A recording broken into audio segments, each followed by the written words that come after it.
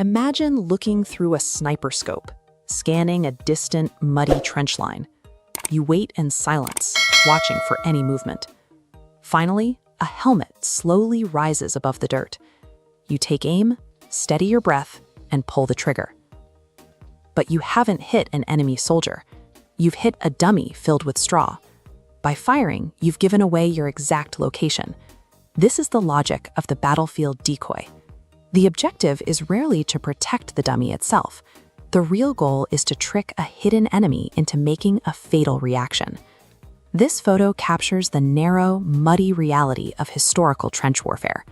Raising your head above the parapet for even a few seconds meant certain death. The threat usually came from snipers positioned far away in the grass or behind cover. They could strike with lethal precision while remaining entirely unseen. This presented a massive tactical problem for the opposing army. How do you safely neutralize a threat that you cannot locate? When the opposition refuses to show themselves, traditional firepower is useless. To win, an army has to weaponize the enemy's own perception against them. The solution was highly pragmatic. Soldiers would place a human-shaped dummy head exactly where a real person would logically observe from cover, creating the illusion of a vulnerable target. When the hidden enemy fires at the decoy, they create a muzzle flash and sound signature. In that instant, they broadcast their precise angle and coordinates across the battlefield. Even a fraction of a second of exposure flips the power dynamic. The defending side now knows exactly where to direct their artillery or return fire. Think of it as a highly efficient economic transaction. An army trades a cheap, inanimate object, some straw and cloth, to extract a high-value truth about the enemy's location. This diagram outlines the psychological trap created by decoys. Knowing they're manipulated, soldiers enter a cognitive loop: the illusion, uncertainty, hesitation, and reaction. During uncertainty, every shadow becomes a potential threat. This inability to trust forces hesitation, eventually leading to a panicked, delayed reaction. Ultimately, the goal of this psychological pressure is to force a mistake.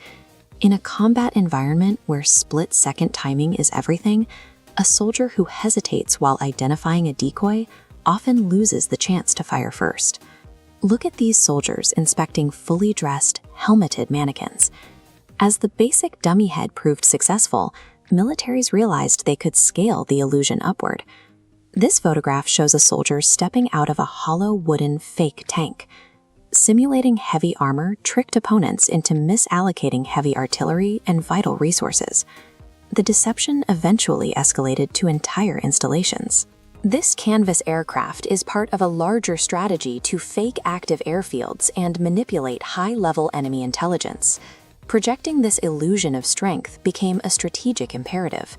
Make the opposition believe a position is heavily occupied, and they will avoid it, even if completely abandoned.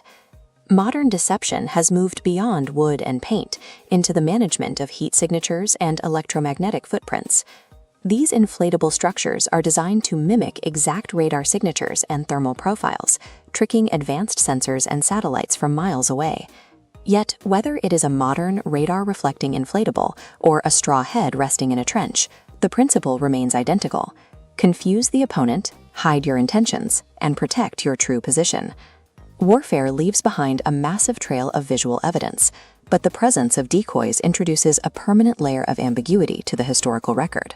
The next time you see a wartime photograph showing a soldier peering out from behind a wall or scanning the horizon from the edge of a trench, look closely at the eyes.